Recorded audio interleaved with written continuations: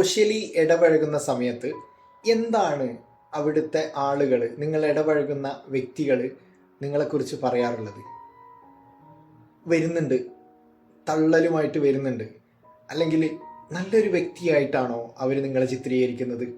അതല്ലെങ്കിൽ എങ്ങനെയാണ്? നിങ്ങൾ നല്ലൊരു ലിസണറായിട്ട് അവിടെ ഇരിക്കുകയാണോ?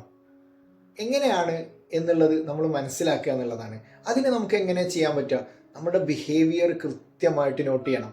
നമ്മൾ വെറുതെ, അതായത് ഒറ്റയ്ക്കിരിക്കുന്ന സമയത്ത് ഏത് രീതിയിലാണ് നമ്മൾ ഉള്ളത്, നമ്മുടെ പെരുമാറ്റങ്ങൾ എങ്ങനെയാണ് നമ്മൾ ഒറ്റയ്ക്കുള്ള സമയത്ത്. ഇനി നമ്മൾ സോഷ്യലായിട്ട് കുറച്ച് ആളുകളുടെ കൂടെ കൂടുന്ന സമയത്ത് നമ്മൾ ഏത് റോളാണ് എടുക്കുന്നത് റിഫ്ലക്റ്റ് ചെയ്യണം കൃത്യമായിട്ട്.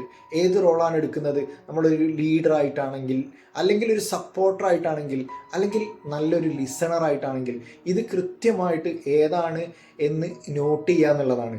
ഇത് നോട്ട് ചെയ്ത് കഴിഞ്ഞ് കഴിഞ്ഞാൽ നമുക്ക് നമ്മളെ തന്നെ തിരിച്ചറിയാൻ വേണ്ടിയിട്ട് സാധിക്കും. എന്നിട്ടും നമുക്ക് മനസ്സിലാകാത്ത കുറേ കാര്യങ്ങളുണ്ട്.